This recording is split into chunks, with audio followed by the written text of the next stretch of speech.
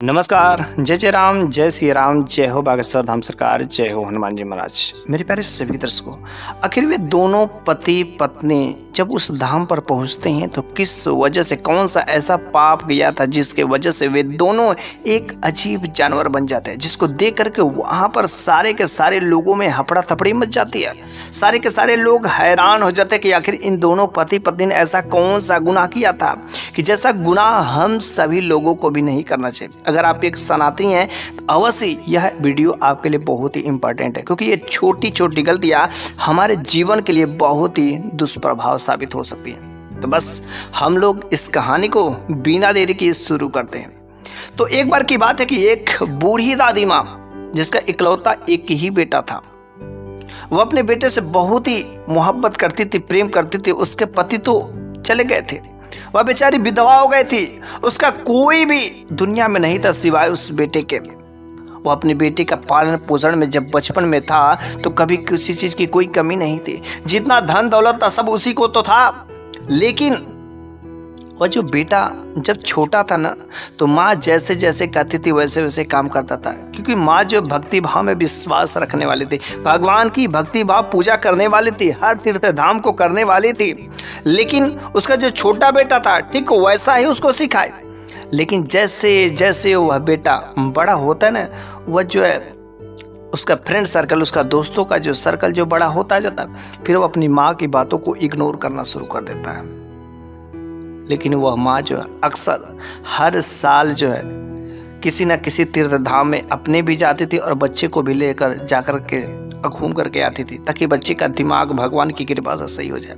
लेकिन कुछ दिन ठीक रहता था, लेकिन ऑटोमेटिक जब वह संगत में आता था तो फिर से वह अपनी गंदी हरकतें करना शुरू हो गया था। जैसे जैसे बेटा जब बड़ा हो गया तब तो वह माँ के हाथों से निकल गया था।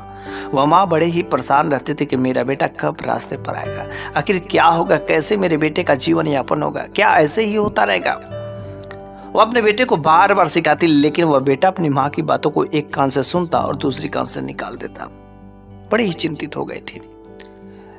लेकिन गजब की बात तब हो जाती कि एक दिन उसकी पड़ोस वाली एक औरत उसके घर पर आती है और कहती कि आंटी जी, ये जो आपका बेटा ना बचपन में तो बड़ा ही अच्छा था, लेकिन बड़ा होता तो क्यों, आखिर आपके कंट्रोल में क्यों नहीं, आप अपने बेटे को बोलती क्यों नहीं। उसने कहा रे मेरा बेटा ने क्या किया है, कौन सा ऐसा काम किया। उसने कहा रे आपका बेटा का जो दोस्त यार है ना, वो दोस्त यार के साथ मिल रह करके बहुत बिगड़ गया है। आज तो आपके बेटे ने हद ही कर दी। उसने कहा अरे भाई क्या कर दिया। उसने कहा रोज लड़कियों को छेड़ना, रास्ते में खड़े होकर के लड़कियों पर ताने मारना, अलग अलग प्रकार के उसको व्यंग बोलना, ये सब तो चीजें ठीक थी। सारे जो हमारे घर महिलाएं, गांव महिलाएं की जो लड़कियां थी सह रही थी, क्योंकि आप अच्छी हैं और कभी आपके बेटे को आपके वजह से कभी कुछ नहीं बोली। लेकिन आज आपके बेटे ने बहुत ही गजब ही कर दिया। उसने कहा अरे भाई आज क्या हदें पार कर दी, क्या मेरे बेटे ने किया। उसने कहा आज आपके बेटे ने ना मेरी जो बेटी है ना उसका जो दुपट्टा जो खींच दिया है, दुपट्टा खींच करके जबरदस्ती छेड़खानी करने की कोशिश की है। अरे आप अपने बेटे को कंट्रोल क्यों नहीं करती। अगर आपका बेटा ऐसे ही बढ़ता चढ़ता रहेगा तो एक दिन वह शोर शराबे भी कर देगा और कोई मारपीट भी देगा। इससे अच्छा क्यों ना बेहतर होता कि आप अपने बेटे की शादी ही कर देते। यदि आप अपने बेटे की शादी कर देते तो बड़ी ही अच्छी बात हो जाती। उसके दिमाग में यह विचार आ जाती है और वह अपने बेटे से कुछ भी नहीं करती है कि बेटा तूने ऐसा क्यों किया, क्योंकि वह बेटा बड़ा हो गया था। अब वह बेटा मेरी बातों को नहीं मानता, इसलिए उसने कुछ कहा नहीं। फिर जो है उसकी शादी करने के लिए जो है तैयार हो गई और वह अच्छा खासा घर देखना शुरू कर दे। उसके पास कई सारे लड़कियों के फोटो आते और वह 3-4 लड़कियों का फोटो ले करके वह जब अपने बेटे के पास में गई, कही कोई बेटा तुम बड़े हो गए और शादी करने के लायक, इसमें जो पसंद है उसे कर लो। फिर उस लड़के को एक लड़की पसंद आ जाती और वह कहता कि ठीक है मैं इसे शादी कर लूँगा। और उस बूढ़ी दादी माँ ने अपने उस बेटे की शादी बड़े ही धूमधाम से की। लेकिन वह सोचती कि शायद मेरी बहू आएगी तो बहू के आने से मेरा बेटा जो सही हो जाएगा। लेकिन जब बहू आती तो वह भी बिल्कुल संस्कारी ही नहीं रहती है, वह भी बिल्कुल भक्ति भाव में ही रहने वाली नहीं रहती। वह ठीक जैसा बेटा रहता है वैसे उसकी बहू भी रहती है। शादी होने के 1 महीना बीत गए तो माँ ने अपने बेटा और बहू से कहा कि देखो बेटा, इस परंपरा की एक रीति रिवाज है कि जब कोई भी नई शादी होती है तो वे लोग अपनी पत्नी को घुमाने के लिए किसी न किसी तीर्थ धाम को ले जाते हैं और वहां पर जाकर के भगवान का आशीर्वाद लेते हैं। भगवान का, तुम सब किस जगह जाना चाहोगे? तो उसकी बहू बोलती कि माँ, ये तीर्थ धाम ये सब चीजें तो बकवास की बात होती है। अरे शादी हुआ थे कि आप घूमने के लिए फ्रीडम देना ही चाहते तो मेरे को लंदन भेजिए, पेरिस भेजिए, शिमला भेजिए, ताकि हम लोग जो पति पत्नी घूम करके आए। उस दादी माँ ने कहा, नहीं बहू, ऐसी बात नहीं है, तुम बाद में चले जाना, लेकिन सबसे पहले भगवान का आशीर्वाद लेना बहुत ही जरूरी होता। और ठीक है, घबराओ नहीं, हम तुम्हें जो है किसी तीर्थधाम का टिकट जो करा करके तुम्हें दे देते हैं। उस बूढ़ी दादी माँ ने दोनों पति और पत्नी का एक जो तीर्थधाम करने का जो टिकट देते हैं, बल्कि उन दोनों बेटा और बहू को उस जगह पर जाने की कोई जो है मंच इच्छा नहीं थी। जबरदस्ती, वो तो माँ के कहने पर, क्योंकि उस खानदान की परंपरा थी कि किसी न किसी तीर्थधाम में जाया जाता है और देवी देवता का आशीर्वाद लिया जाता है। और माँ ने जब टिकट दे दिया तो वे दोनों टिकट ले करके और धाम करने के लिए चल पड़ते हैं। जो भी खाने पीने की जरूरत सामान थे उसको भी ले लेते हैं, लेकिन वे लोग इस भगवान की भक्ति भाव, इसकी शक्ति को, भगवान में 1% भी दोनों बेटा और बहू को विश्वास नहीं था। जिस बस में वे सब बैठ करके सफर कर रहे थे, जा रहे थे, उस बस में सारे के सारे लोग भगवान की भक्ति भाव करने, सबके हाथ में जो है कुछ अच्छी अच्छी किताबें थी, भगवान के कुछ जो चित्र थे, हर तरीके से कीर्तन भजन करते थे। लेकिन इन दोनों को ऐसा लग ही नहीं रहा था कि तीर्थधाम, क्योंकि ये तो माँ के जबरदस्ती जा रहे थे। भगवान की महिमा को दोनों जानते ही नहीं थे, किसी प्रकार का कोई भक्ति भाव नहीं, बल्कि मन चाहे जो मर्जी आए रास्ते में खाते पीते चलते।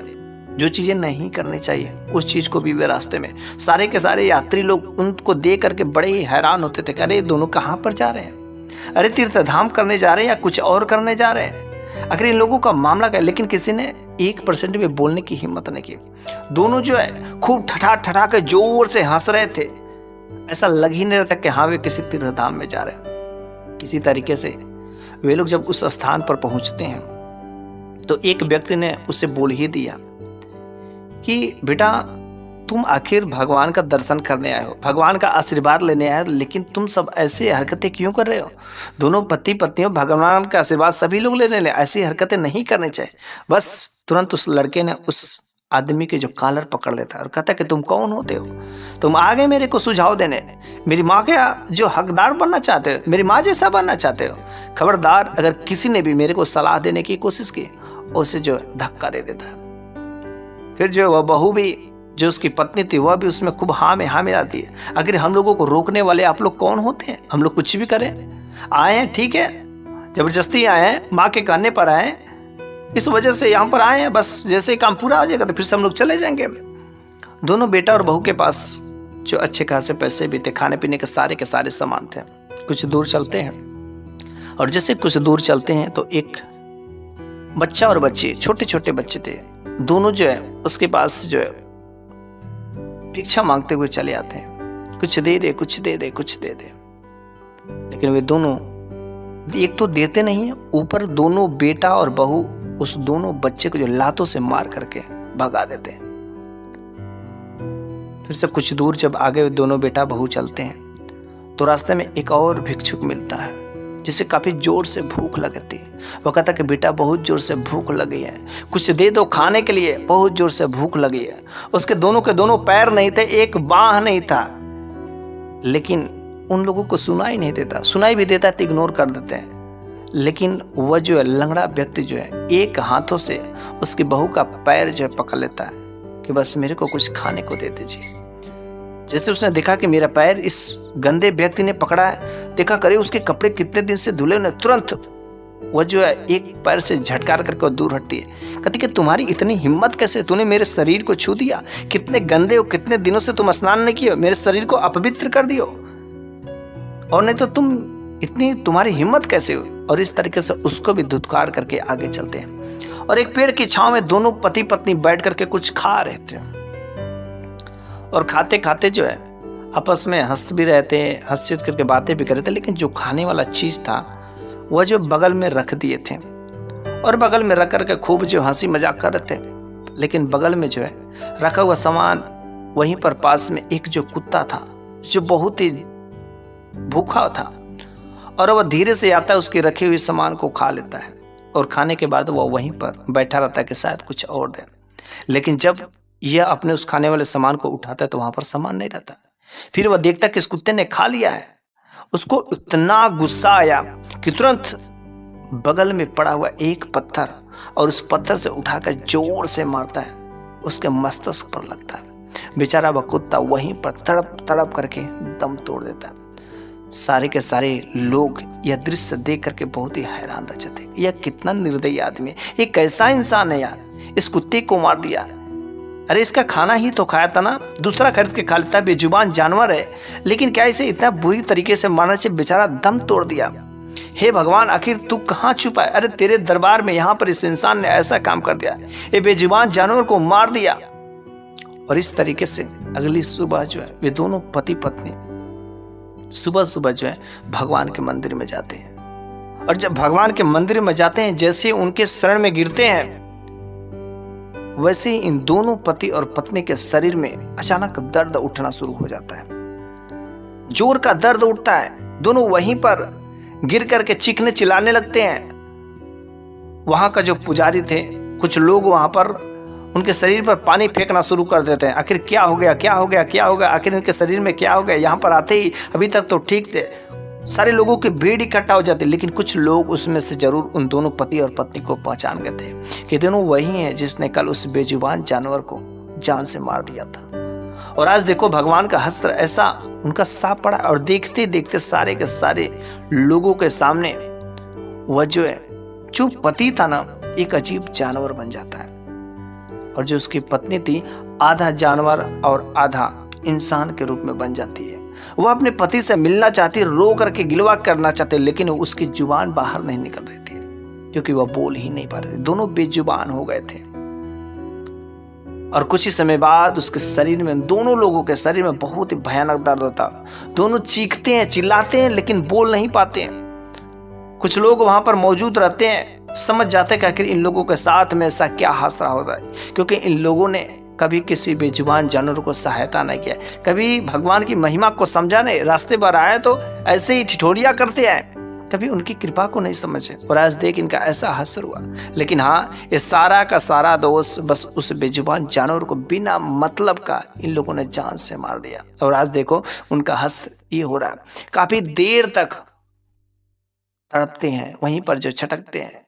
डॉक्टरी में उसे एडमिट कराया जाता है। कुछ देर तक डॉक्टरों ने इलाज किया। इलाज करने के बाद कुछ देर उनको शांति मिलती, सुकून मिलता है, लेकिन उन लोगों का जो चेहरा था, उन लोगों का शरीर जो देखने लायक हो गया था। और कुछ ही समय में देखते देखते वे लोग दम तोड़ देते हैं, इस दुनिया से चले जाते हैं, क्योंकि उन लोगों ने भगवान की महिमा को नहीं समझा, भगवान के बनाए गए इन सभी प्राणियों की महिमा को नहीं समझा, उनके ऊपर कभी दया नहीं दिखाए। ये जो जितने भी बेजुबान जानवर है, बेजुबान प्राणी, आखिर हम ही लोगों के भरोसे यहाँ पर हैं। अगर हम लोग उनको भोजन नहीं देंगे, हम लोग उनको पानी नहीं देंगे, हम लोग उनकी सहायता नहीं करेंगे, तो फिर क्या होगा? भगवान हम लोगों को भी माफ नहीं करेगा। इसलिए कभी भी अगर कोई भूखा प्यासा कोई बेजुबान प्राणी है, अगर वह भूखा है, तो हमें उसकी अवश्य ही मदद करनी चाहिए, क्योंकि हम यदि ऐसा काम करते हैं, दान करते हैं, पुण्य का काम करते हैं, तो समझिए भगवान भी प्रसन्न होते हैं और हमें बिन मांगे ही हमें वो सब चीज़ें मिल जाती है जो हमें ज़रूरत होती है। तो बस इस तरीके से दोनों उस पति और पत्नी को, दोनों उस दाम्पत्य को भगवान का ऐसा कहर बरसता है कि जिसको देख करके पूरे वहाँ के लोग हैरान रह जाते हैं। बस आज की इस कहानी के माध्यम से एक मैं विशेष संदेश आप लोगों तक पहुँचाना चाहता था, और जो शायद आप समझ भी गए। तो बस आज की मेरी कहानी यहीं पर समाप्त हो जाती है, और अगले वीडियो में मैं फिर से एक नई शानदार कहानी के साथ लेकर के हाजिर हूँगा। तब तक के लिए धन्यवाद।